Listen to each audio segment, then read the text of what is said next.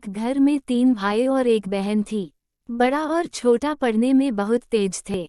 उनके माँ बाप उन चारों से बेहद प्यार करते थे, मगर मझले बेटे से थोड़ा परेशान से थे।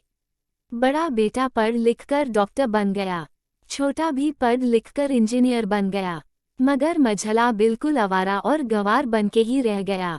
सबकी शादी हो गई। बहन और मझले को छोड़ दोनों भाइयों ने लव मैरिज की थी।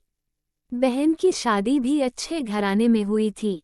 आखिर भाई सब डॉक्टर इंजीनियर जो थे। अब मझले को कोई लड़की नहीं मिल रही थी। बाप भी परेशान, माँ भी।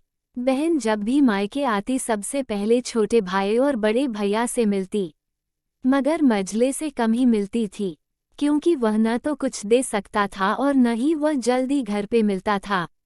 वैसे वह दिहाड़ी मजदूरी करता था, पढ़ नहीं सका तो नौकरी कौन देता। मझले की शादी किए बिना बाप गुजर गए। माँ ने सोचा कहीं अब बंटवारे की बात न निकले, इसलिए अपने ही गांव से एक सीधी साधी लड़की से मझले की शादी करवा दी। शादी होते ही न जाने क्या हुआ कि मझला बड़े लगन से काम करने लगा। दोस्तों ने कहा, ए चंदू आज अड्डे पे आना।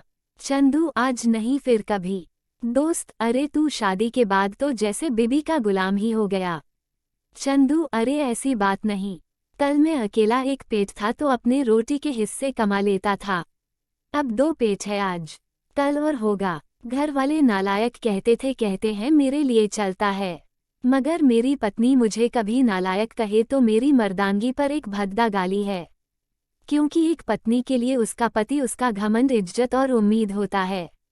उसके घरवालों ने भी तो मुझ पर भरोसा करके ही तो अपनी बेटी दी होगी, फिर उनका भरोसा कैसे तोड़ सकता हूँ। कॉलेज में नौकरी की डिग्री मिलती है और ऐसे संस्कार माँ बाप से मिलते हैं। इधर घर पे बड़ा और छोटा भाई और उनकी पत्नियां मिलकर आपस में फैसला करते हैं कि जायदाद का बंटवारा हो जाए, क्योंकि हम दोनों लाखों कमाते हैं।